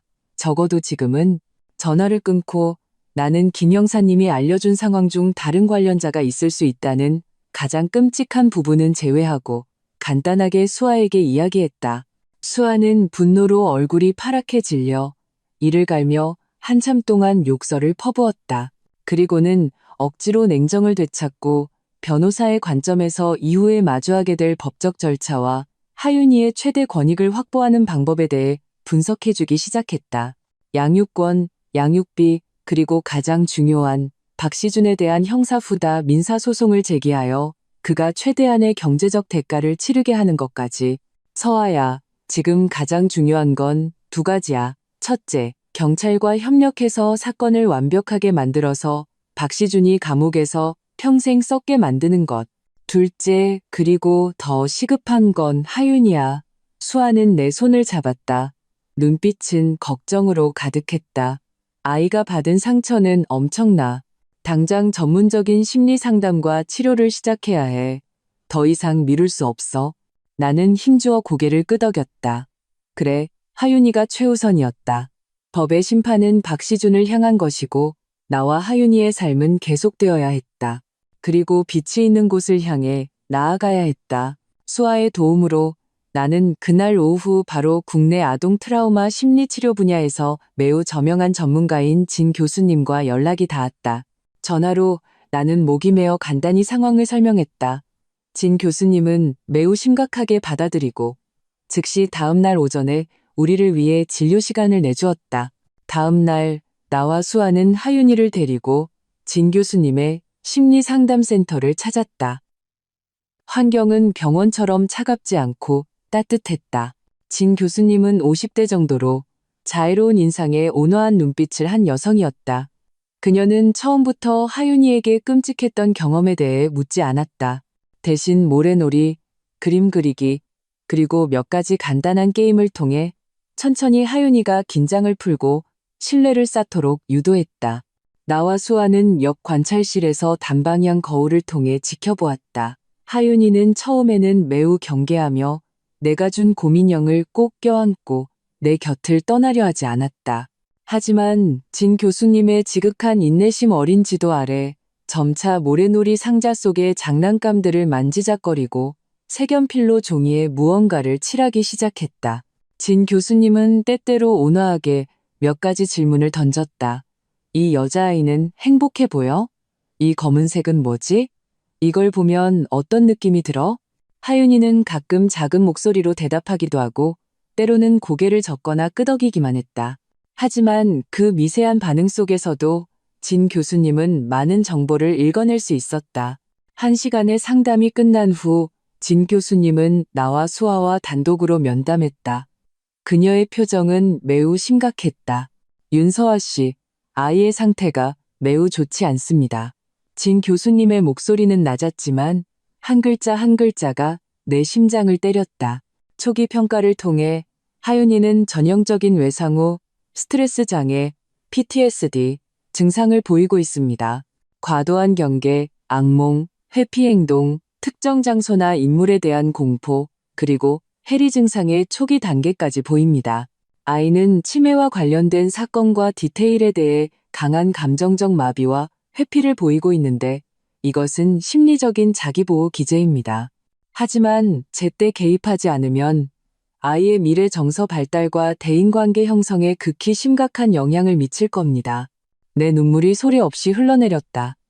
이미 준비하고 있었지만 전문가에게서 이렇게 명확한 진단을 듣자 내 심장은 여전히 찢어지는 듯 아팠다. 그럼 교수님, 저희는 어떻게 해야죠? 수아가 나를 대신해 물었다. 즉시 체계적이고 장기적인 심리 치료를 시작해야 합니다. 초기에는 일주일에 2~3번 정도의 빈도가 필요할 수 있습니다. 주로 놀이치료, 모래놀이 치료, 예술 치료를 통해 아이가 억압된 공포와 분노를 안전하게 표현하고 발산하도록 돕고 안정감을 재건해야 합니다. 동시에 가족의 지지가 무엇보다 중요합니다. 진 교수님은 나를 보았다. 눈빛은 이해와 격려로 가득했다. 윤서아 씨, 어머니로서 당신은 지금 아이의 가장 핵심적인 버팀목입니다. 당신 자신의 감정적 안정과 심리 상태가 아이의 회복에 직접적인 영향을 미칩니다. 저는 당신 역시 동시에 심리 상담을 받으시길 강력하게 권고합니다. 이 재앙은 당신에게도 엄청난 트라우마입니다. 나는 힘껏 고개를 끄덕였다. 네, 그렇게 할게요. 하윤이에게 좋다면 뭐든지 할 수 있어요. 좋습니다. 그럼 상세한 치료 계획을 세우도록 하죠. 이건 긴 과정이 될 겁니다. 수년이 걸릴 수도 있어요. 부디 인내심과 확신을 가지셔야 합니다. 진 교수님은 내게 격려의 미소를 보냈다. 아이들은 강한 생명력을 가지고 있습니다. 올바른 지도와 충분한 지지를 받는다면 그늘에서 벗어날 희망이 있습니다. 진 교수님이 세워준 초기 치료 계획과 무거운 당부를 안고 우리는 상담센터를 나섰다. 하윤이는 올 때보다 조금은 긴장이 풀린 듯했다. 차 안에서 내게 기대어 잠이 들었다. 창밖으로 흘러가는 도시 풍경을 보며 내 마음은 복잡하기 그지없었다. 앞길은 멀고 미지의 어려움으로 가득 차 있었다. 하윤이의 회복의 길은 길고 험난할 것이고 나 역시 폐허 위에서 내 삶을 재건해야 하며 미래에 반드시 닥쳐올 박시준 그리고 그의 배후에 존재할지 모를 세력과의 더 격렬한 법적, 여론적 싸움에 맞서야 했다. 하지만 지금 이 순간 품에 안은 내가 모든 힘을 다해 지켜야 할 딸을 안고 있자 나는 더 이상 증오와 파괴의 욕망만을 느끼는 것이 아니었다. 미약하지만 강인한 힘이 마음 깊은 곳에서 싹트고 있었다. 그것은 모성애의 본능이었고 살아남아야 한다는 그리고 딸을 데리고 더 나은 삶을 살아가야 한다는 결의였다. 박시준이 형사 구속되었다는 소식은 마치 고요한 연못에 던져진 돌멩이처럼 나와 그가 수년간 함께 엮어온 평온해 보이던 생활권에 엄청난 파문을 일으켰고 이내 모든 것을 휩쓰는 해일로 변했다. 가장 먼저 폭발한 것은 내 시어머니 박시준의 어머니였다. 나와 수아가 하윤이를 데리고 진 교수님에게서 돌아온 그날 오후 내 휴대폰은 그녀의 전화로 불이 났다. 처음에는 믿을 수 없다는 듯한 울음 섞인 하소연과 질문이었다. 서아야, 이게 도대체 어떻게 된 일이니? 우리 시준이가 어떻게? 분명히 뭔가 잘못된 걸 거야. 오해가 있는 거 아니니? 네가 경찰한테 빨리 잘 좀 말해봐. 걔는 하윤이 아빠잖니. 전화기 너머 울음 섞인 목소리로 아들을 위해 마지막 방어선을 치려는 노인의 말을 듣자 내 마음은 복잡했다. 연민도 있었지만 그보다 더 큰 것은 얼음처럼 차가운 조소였다. 오해. 나도 얼마나 이게 악몽 같은 오해이기를 바랐던가. 어머님, 나는 그녀의 말을 끊었다. 목소리는 한치의 동요도 없이 평온했다. 심지어 더 이상 어머니라고 부르지도 않았다. 오해는 없습니다. 경찰은 확실한 증거를 가지고 있어요. 그 사람이 무슨 짓을 했는지는 그가 입을 열 때 어머님께서 직접 물어보세요. 증거? 무슨 증거? 서아야, 네가 무슨 헛소문을 들은 거 아니니? 누가 너희 사이를 이간질하는 거 아니냐고. 너희 부부가 몇 년인데 어떻게? 시어머니는 여전히 만회하려 애썼다. 말투에는 심지어 습관적으로 나를 나무라는 듯한 뉘앙스마저 섞여 있었다. 나는 그대로 전화를 끊었다. 그리고 그녀와 모든 시댁 식구들의 전화번호를 전부 차단했다. 이 순간 박시준을 변호하려 하거나 내 결정을 의심하는 그 어떤 목소리도 내게는 2차 가해였다. 나는 그들의 깨져버린 완벽한 가정이라는 환상을 위로해줄 에너지도 의무도 없었다. 이어서 박시준이 다니던 회사에서 전화가 왔다. 그의 비서, 목소리가 고운 젊은 여성이었다. 그녀는 조심스럽게 박 상무님이 몸이 안 좋으신지 왜 연락이 안 되는지 물었다. 몇 개의 중요한 회의와 계약이 그를 급히 필요로 한다고 했다. 나는 단도직입적으로 말했다. 박시준 씨는 중대 형사 범죄 혐의로 현재 수사기관에 의해 법적 조치를 받고 있습니다. 회사 업무는 다른 책임자나 이사회에 직접 연락하십시오. 전화기 저편에서는 길고 죽음 같은 침묵이 흘렀다. 그리고는 황급한 사과와 함께 전화가 끊겼다. 이 소식이 박시준이 수년간 공들여 쌓아온 직장에서 어떤 지진을 일으킬지 상상할 수 있었다. 그의 소위 인맥과 지위는 철 같은 법과 죄악 앞에서 힘없이 무너져 내릴 것이었다. 그 후 며칠 동안 온갖 소식을 캐묻는 전화와 카카오톡 메시지가 우리가 알던 친구, 이웃, 심지어는 거의 연락도 없던 먼 친척들에게서 쏟아져 들어왔다. 호기심, 동정, 고소해야 하는 마음, 더 많은 가십을 캐내려는 사람들. 인간 군상의 모습이 이 순간 적나라하게 드러났다. 수아는 나를 대신해 대부분을 막아주었다. 대외적으로는 한결같이 가정사에 문제가 생겼습니다. 사생활에 관한 문제라 드릴 말씀이 없습니다. 관심에 감사드립니다. 라고 대응했다. 그녀는 마치 새끼를 지키는 어미 사자처럼 나와 하윤이 주의를 굳건히 지키며 외부의 소란 대부분을 차단해 주었다. 하지만 어떤 소란은 완전히 막을 수 없었다. 어느 경로로 소식이 새어나갔는지 후각이 예민한 일부 지역 언론사에서 애매모호한 기사들이 나오기 시작했다. 국내 유명 기업 고위 임원, 추문으로 경찰 연행 의혹, 엘리트의 가면 벗겨지니 그 뒤에 숨겨진 충격적인 어둠 등 비록 아직 실명은 거론되지 않았지만 아는 사람들은 조금만 수소문하면 누구인지 알 수 있었다. 수아는 만반의 준비를 하며 기자들이 잠복할 수도 있다고 경고했다. 과연 수아네 집 아래에서 의심스러운 차량과 카메라를 든 사람들이 발견되었다. 장 경사는 보안을 강화했고 우리도 외출을 최대한 삼갔다. 하윤이의 심리치료는 힘겹게 진행되었다. 일주일에 3번 어떤 일이 있어도 빠지지 않았다. 진 교수님은 매우 인내심이 강했고 하윤이도 처음에 완전한 폐쇄 상태에서 가끔은 모래상자 안에 상징적인 장면들을 만들어 놓기 시작했다. 주로 어두운 성, 갇힌 공주, 그리고 흉악한 괴물 같은 것들이었다. 아이는 여전히 아빠와 치매와 직접적으로 관련된 어떤 디테일도 언급하기를 거부했다. 밤에도 여전히 경기를 일으키며 깨어났고 내가 오랫동안 안아주어야 진정되었다. 하지만 미세한 변화도 일어나고 있었다. 수아네 집과 치료센터, 이 두 곳의 비교적 안전한 환경에서 아이의 얼굴에 미소가 조금씩 늘어났다. 비록 아주였고 순식간에 사라졌지만 가끔은 내 손을 먼저 잡고 창밖으로 날아가는 새를 가리키기도 하고 수아가 사온 예쁜 원피스에 약간의 관심을 보이기도 했다. 아이의 아주 작은 진전 하나하나가 흐린 하늘에 비치는 한 줄기 햇살처럼 거의 고갈된 내 마음에 미약한 에너지를 불어넣어 주었다. 나는 진 교수님의 조언에 따라 나 역시 트라우마 치유를 전문으로 하는 심리 상담사의 상담을 받기 시작했다. 내 감정을 관리하는 법, 하윤이의 요구를 더 잘 이해하고 반응하는 법을 배웠다.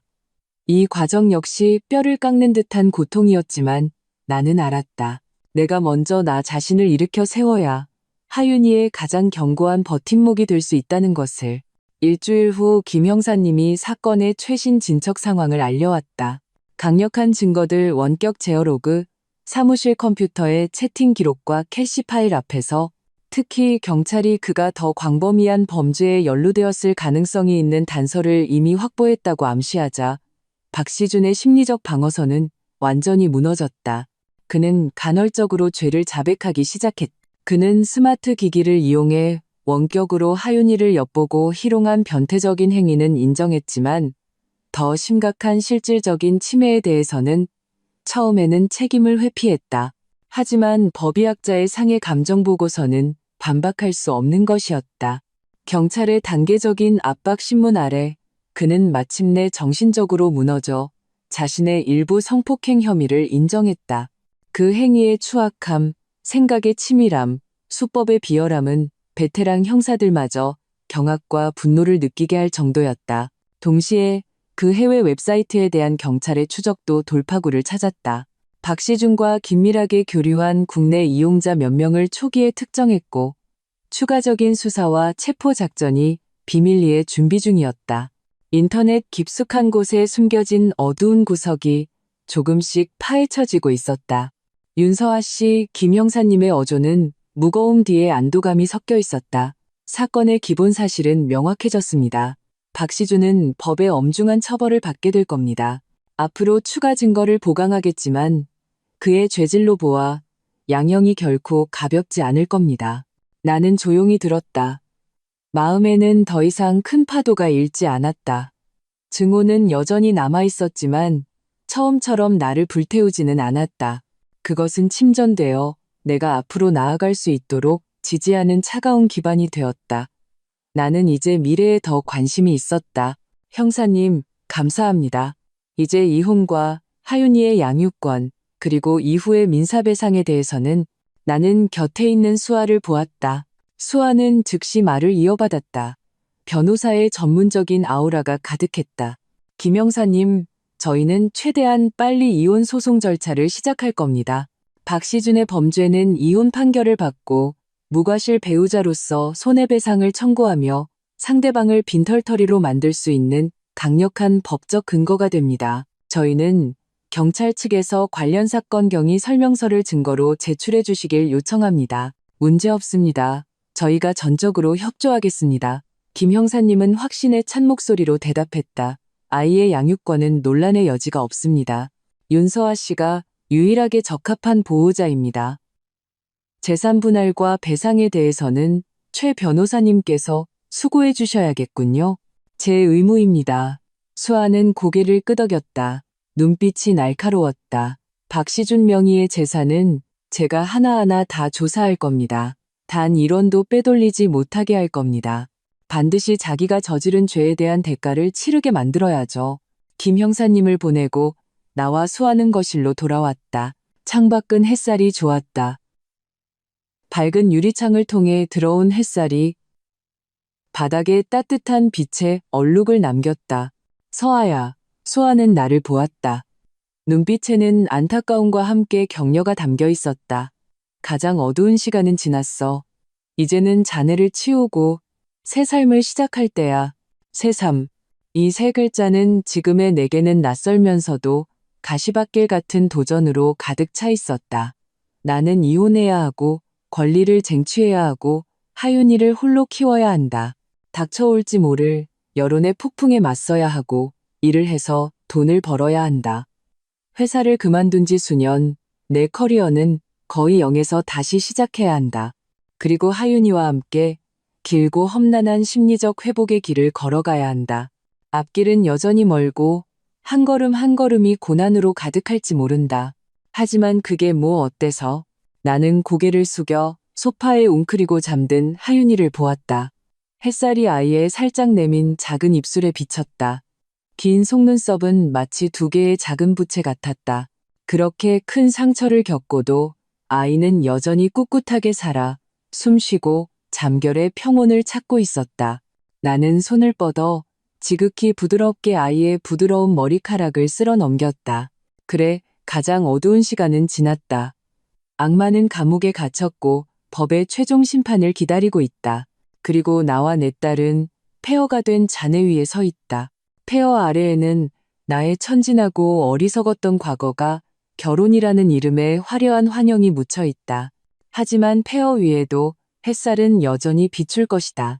나는 모든 것을 잃었지만 동시에 족쇄에서 벗어났다. 나는 더 이상 누군가의 아내가 아니고 누군가의 부속품이 아니다. 나는 그저 윤서아, 박하윤의 엄마다. 이것은 상처투성이의 신분이지만 동시에 힘으로 가득 찬 신분이다. 나는 소파에서 일어나 창가로 다가갔다. 창문을 열자 초여름의 바람이 풀과 꽃향기를 싣고 불어와 내 이마의 잔머리를 흩날렸다. 아래층에는 아직 잠복한 기자가 있을지도 모른다. 미래에는 수많은 힘겨운 싸움이 기다리고 있을 것이다. 하지만 나는 심호흡을 했다. 가슴 속에 오랫동안 억눌려 있던 탁한 기운이 이 상쾌한 바람과 함께 조금씩 흩어지는 것 같았다. 고개를 돌려 소파에서 평온하게 잠든 딸과 곁에서 굳건히 나를 지지해주는 친구를 보았다. 내 눈빛은 그 어느 때보다도 맑고 단호했다. 지옥에서 돌아온 나는 더 이상 예전의 윤서아가 아니다. 그리고 나와 하윤이의 새로운 삶은 지금 막 서막을 올렸다.